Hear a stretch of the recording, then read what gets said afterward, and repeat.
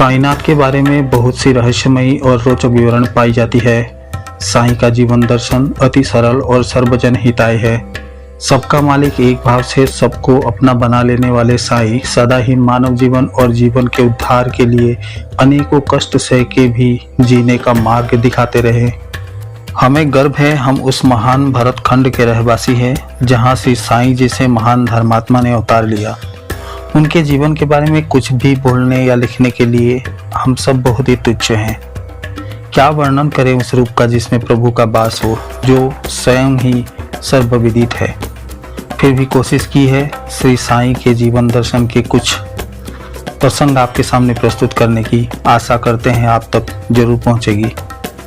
मेरे परिवार के सभी अपनों को मेरा प्रणाम। अगर आपको मेरा प्रयास पसंद आ रहा है तो चैनल को सब्सक्राइब करें, वीडियो को ज़्यादा से ज़्यादा शेयर करें और अपना राय कमेंट बॉक्स में ज़रूर दें। आपका एक लाइक हमें उत्साहित करते हैं और प्रयास करने का। साईं बाबा के बारे में बहुत सी भ्रम फैले हैं। वे हिंदू थे या मुसलमान? क्या वे कबीर थे, नामदेव, पांडुरंग आदि के अवतार थे? कुछ लोग कहते हैं वो शिव के अंश थे और कुछ उन्हें भगवान दत्तात्रेय का अंश अवतार मानते हैं। कुछ कहते हैं वो अक्कलकोट महाराज के अंश है। महाराज के पथरी गांव में कश्यप गोत्र के यजुर्वेदी ब्राह्मण परिवार में जन्मे साईं के पिता का नाम गोविंद भाऊ और माता देवकी अम्मा थी।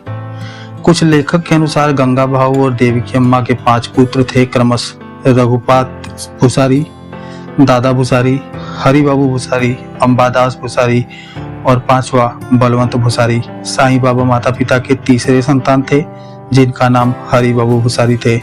साईं बाबा के जन्म सन और तारीख संबंध में अलग अलग राय सामने आता है। कुछ के अनुसार साईं का जन्म 28 सितंबर 1835 को हुआ था तो कुछ के अनुसार 27 सितंबर 1838 को। ज़्यादातर जगह में उल्लेख है कि साईं 1854 में पहली बार शिरडी में देखे गए थे, तब वो किशोर अवस्था के थे। यदि उनका उम्र 16 या 17 की थी तो उनका जन्म 1838 में हुआ होगा। खुद को साईं का अवतार मानने वाले सत्य साईं बाबा ने साईं का जन्म 27 सितंबर 1830 को बताया। यह बात माने तो शिरडी में साईं के आगमन के समय उनकी उम्र 23 से 25 के बीच रही होगी। यह अनुमान सटीक बैठता है। साईं के जीवन यात्रा को अगर विचार किया जाए तो शिरडी में साईं के आगमन का उम्र यही रहा होगा। साईं बाबा की प्रारंभिक शिक्षा घर से ही हुई। उनके पिता वेद पाठी ब्राह्मण थे। उन्हीं के सानिध्य में साईं ने वेद और पुराण पढ़े। 7 या 8 वर्ष की उम्र में पाथरी गांव के गुरुकुल में माता पिता ने साईं का दाखिला करवाया, जहां ब्राह्मणों को वेद पुराण आदि का पाठ पढ़ाया जाता। उतने कम उम्र में ही साईं अपने गुरु से शास्त्रार्थ कर लिया करते थे। गुरुकुल में साईं को वेदों की ओर ज्यादा झुकाव था, परंतु पुराणों से वो सहमत नहीं थे। इस वजह से गुरुदेव से अक्सर बहस हो जाया करता था। वे वेदों के अंतिम और सार्वभौम सर्वश्रेष्ठ संदेश ईश्वर निरंकार है को ही मानते थे। गुरुकुल छोड़कर साईं हनुमान मंदिर में पूजा अर्चना करते हुए सत्संगियों के साथ अपना समय व्यतीत करने लगे। 8 वर्ष के अल्पायु में ही साईं ने 4 वेद 18 पुराणों का अध्ययन कर लिया था।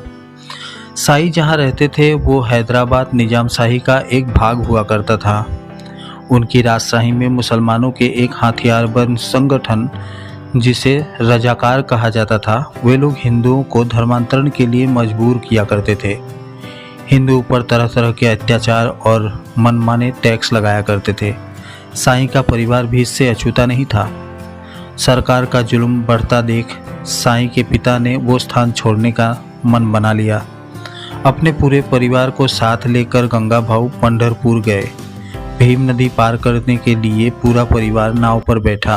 दुर्भाग्य से नाव पलटी और पूरा परिवार डूबने लगा। किनारे पर खड़ा एक सूफी संत ने कुछ लोगों की सहायता से सभी को बचाया, परंतु गंगा भाऊ नहीं बच सके। जिस फकीर की प्रयास से पूरा परिवार बच गया था उनका नाम वली फकीर था। अंतिम क्रिया करने के बाद कुछ दिन तक सभी लोग फकीर के साथ ही रहे।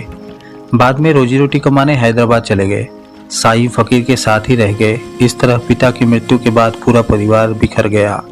इसी तरह समय का पहिया चलता रहा। एक दिन वली फकीर और साईं ख्वाजा शमशुद्दीन गाजी के दरगाह इस्लामाबाद गए थे। वहाँ एक सूफी फकीर रोशन शाह जी आए हुए थे। रोशन शाह को साईं में रूहानीपन नजर आया और उन्हें लेकर अजमेर आ गए। अजमेर आके साईं ने इस्लाम के अलावा देसी दवाओं की भी जानकारी हासिल की। कुरान को उन्होंने पूरा कंठस्थ याद कर लिया। सीरा, सुन्ना, हदीस, फ़क़्ह, शरीयत, तरीखान को भी याद कर लिया। इस्लाम के इन धार्मिक शिक्षाओं में भी वो पक्के हो गए थे। एक बार रोशन शाह साईं के साथ एक धार्मिक प्रवचन के लिए इलाहाबाद गए और हृदय गति रुक जाने के कारण उनका देहांत हो गया। साईं एक बार फिर अनाथ हो गए। रोशन शाह के मृत्यु के बाद साईं कुछ दिन तक इलाहाबाद में ही रुके। संत समागम में नाथ संप्रदाय के लोग भी आए हुए थे।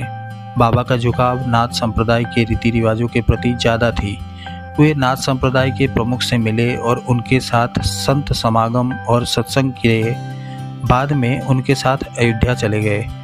नाथ संप्रदाय के प्रमुख ने उन्हें सरयू में स्नान कराया और एक चिमटा भेंट किया।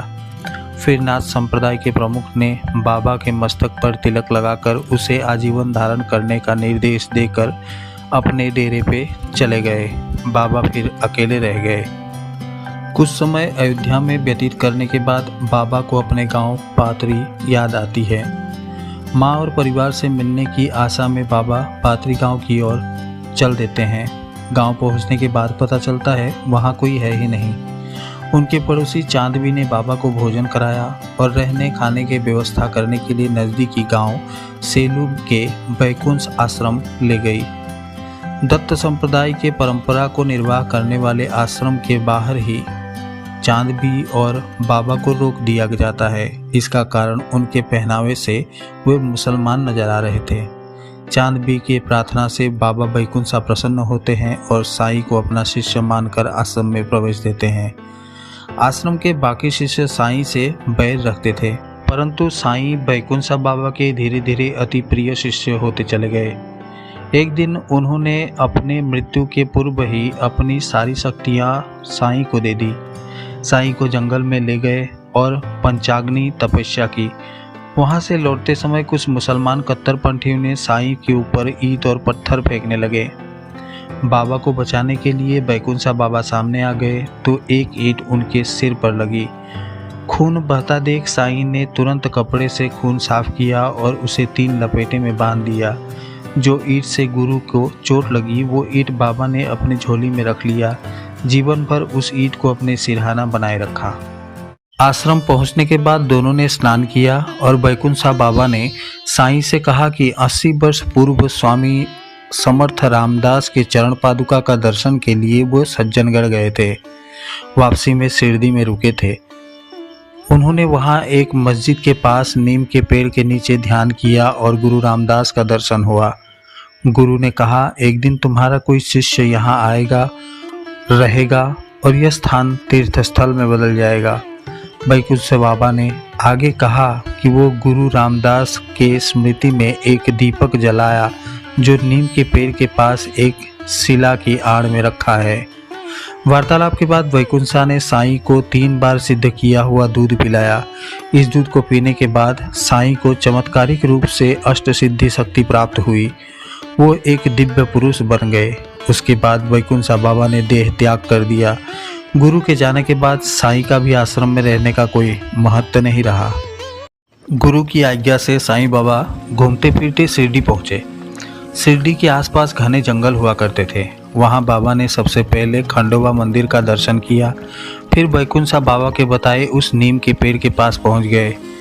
नीम के पेड़ के पास चबूतरा बना हुआ था, जहाँ बैठकर साईं ने कुछ देर ध्यान किया। फिर गांव में भिक्षा मांगने निकल पड़े। साईं का यह प्रतिदिन का नियम बन गया था। नीम के तले सोना, उठना, बैठना, ध्यान करना और फिर गांव में भिक्षा मांगने चले जाना। कुछ लोगों ने उत्सुकता बस बाबा से नीम के नीचे रहने का कारण पूछा तो साईं ने कहा, यह मेरे गुरु का ध्यान स्थली है, इसलिए मैं यहीं विश्राम करता हूँ।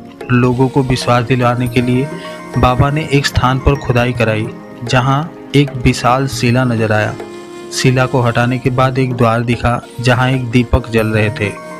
इस घटना के बाद लोगों में बाबा के प्रति विश्वास जागृत हो गया। लोगों ने उन्हें साईं कह के पुकारा। उनकी दी गई जड़ी बूटियाँ और भभूत से लोग भले चंगे होने लगे। धीरे धीरे उनके संतत्व का चर्चा दूर दूर तक होने लगा। वीडियो में बने रहने के लिए आप लोगों का बहुत बहुत धन्यवाद। इसी तरह का और भी वीडियो देखने के लिए हमारे चैनल को सब्सक्राइब कीजिए, हमारे वीडियोस को लाइक और शेयर जरूर कीजिए। कमेंट बॉक्स आप लोगों के लिए खुला है, किसी भी तरह का सुझाव आप अपने कमेंट पे जरूर दें। धन्यवाद।